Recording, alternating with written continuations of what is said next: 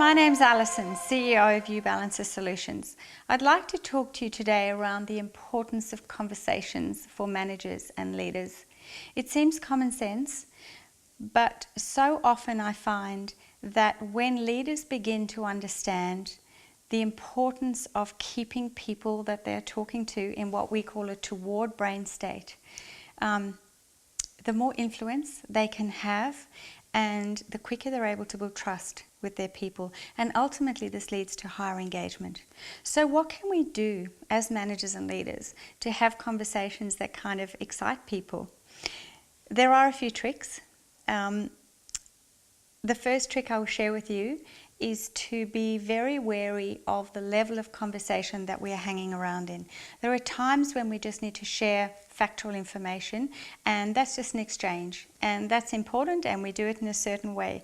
But when we want to inspire, that's when we have to elevate to a different kind of conversation, because every single person on the planet's brain is different, and 9 out of 10 conversations miss the mark. So when you say something, you cannot assume the other person has interpreted what you've said in the way you intended it to be said. So one of the greatest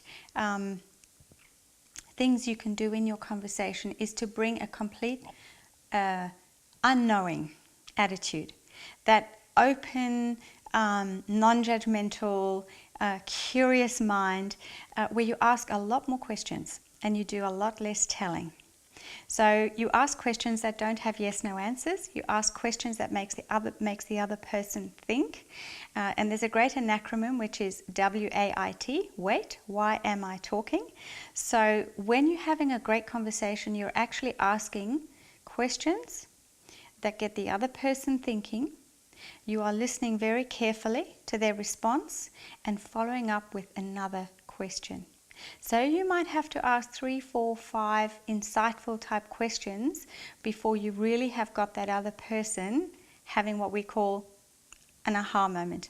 A moment where they have connected some dots in their brain. With the neuroplasticity of the brain we have, we know that there's moments where there's kind of this quantum release of energy and they get a new thought. And that's the excitement, because if you are leading and managing well, you help the people around you to start doing their own thinking.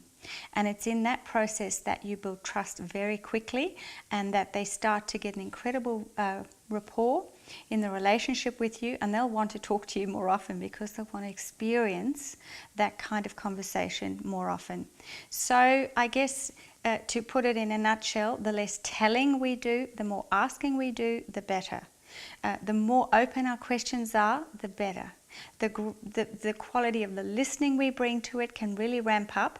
It's not enough just to listen to understand. That's actually quite a basic level of listening. We need to listen to what they're not saying. We need to listen to really connect with what with what new insights they're having. And this is an exciting kind of conversation you're able to have as a leader. And these kind of conversations are not for the every moment. There are times when we hang out in levels where we share information and there's an important message to get across. But when you elevate it and you have these not knowing conversations, that's really where the inspiration, the trust and the magic can happen. So I encourage you to give it a try in your relationships at work and at home, to start asking a lot more questions and to listen with that amazing quality. Thank you.